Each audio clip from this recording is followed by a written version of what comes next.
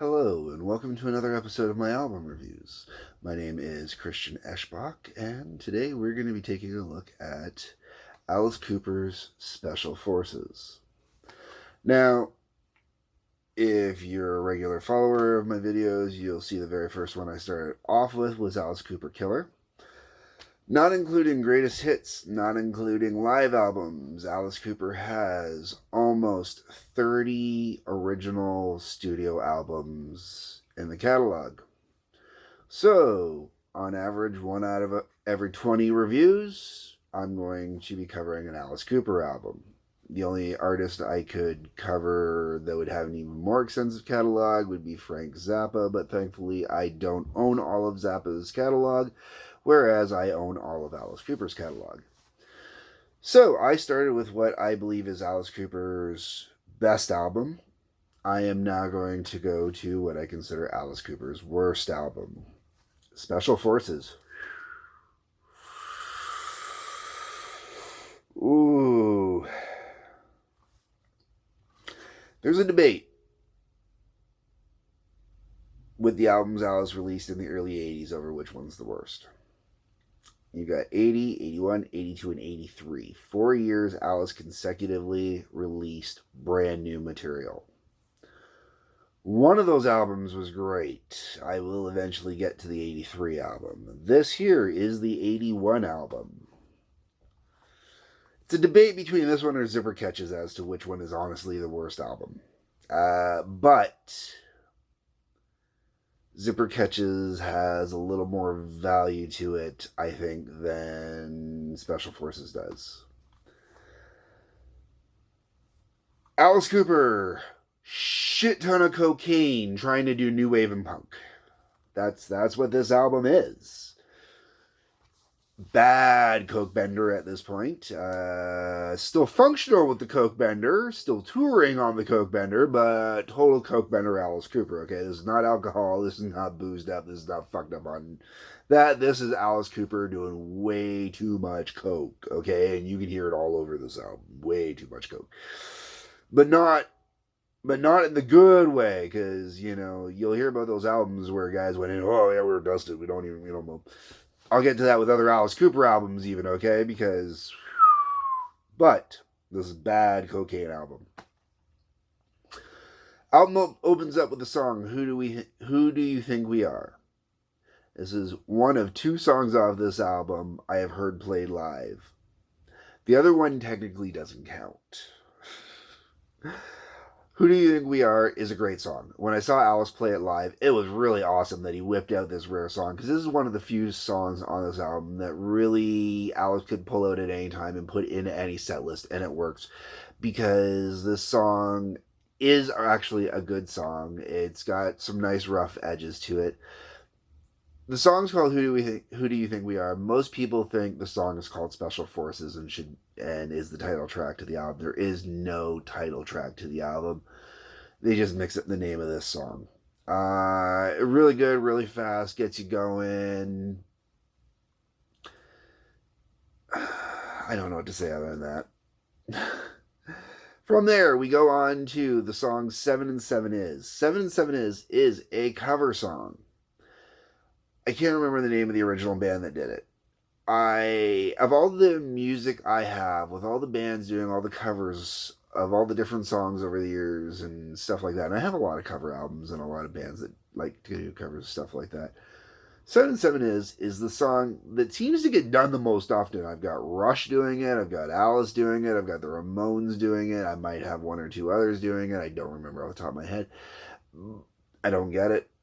I'm not a fan of the song. The only part about the song that's interesting to me is the drumming on it, and even the drumming gets a little repetitive and boring after a while. Just, to me, it's kind of a skip track. From there, we go into Prettiest Cop on the Block. This song is so campy and new wavy, and I'm just, no, doesn't work for me. After that, we go to Don't Talk Old to Me. Now, this song feels out of place on this album, but would have fit perfectly on the later Dada album.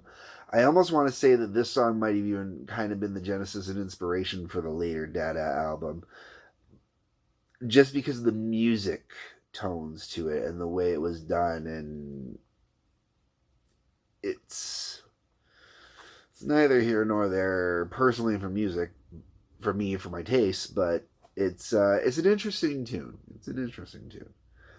After that, we go on to Alice covering Alice. There is a live version of Generation Landslide, according to this, recorded. It says Generation Landslide 81 and that it was recorded live.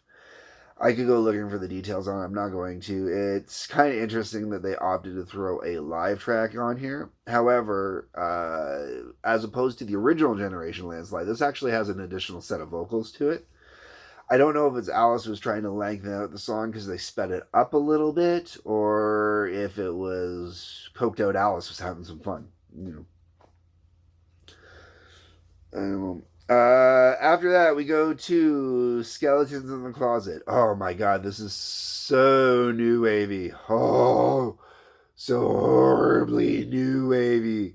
Good tune. If you like new wave, it's a good tune. If you like new wave, this is an album you might enjoy. I just no.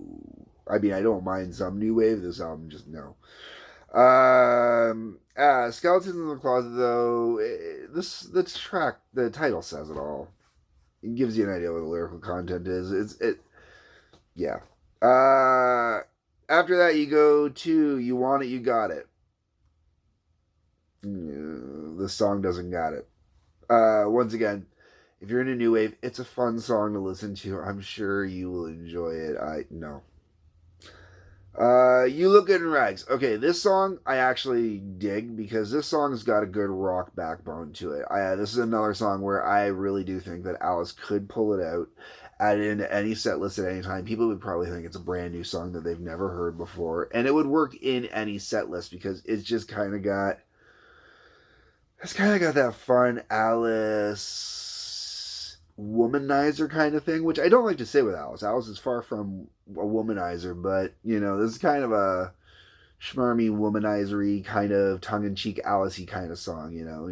Realistically, you look good in rags, ooh, with all that hair, but you look good in anything, baby. I don't care. You look good in rags.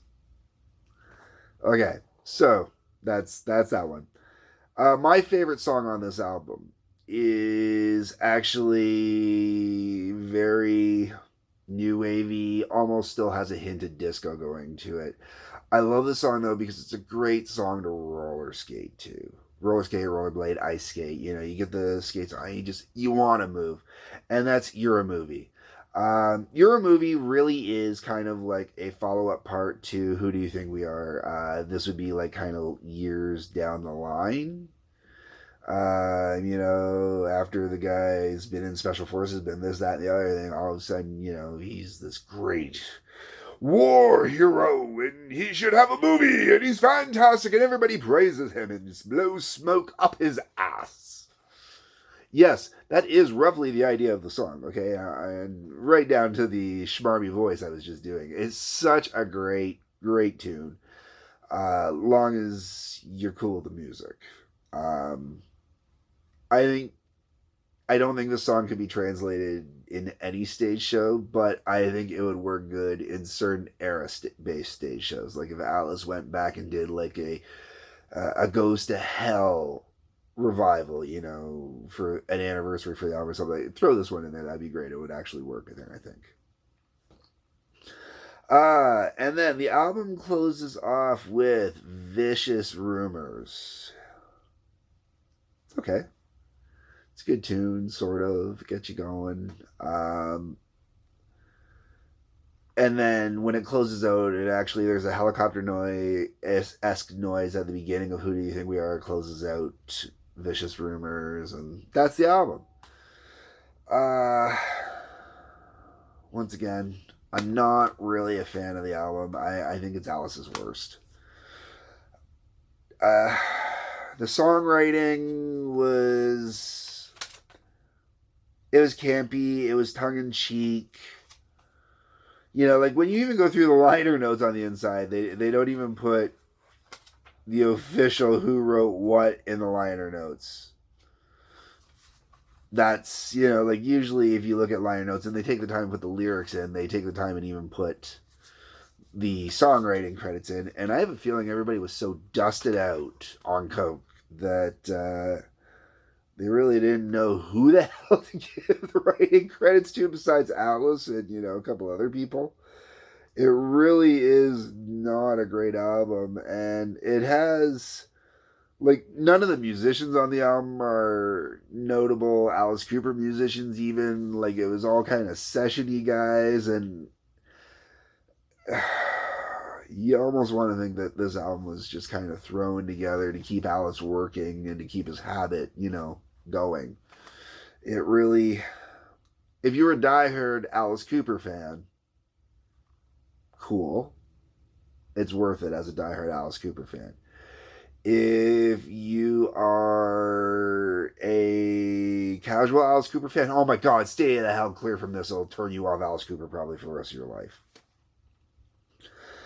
My favorite part actually about this entire album is the little graphic here on the back, if you can see that okay. Let's see.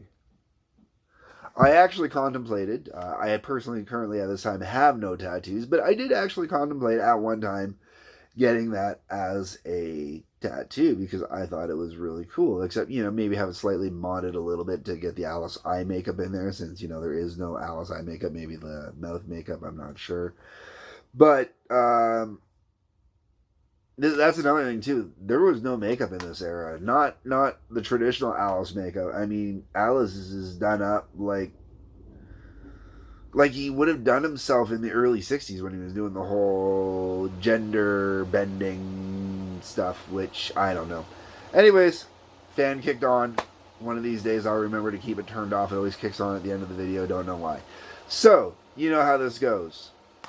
Leave a comment. Let me know what you think. Hit the like button.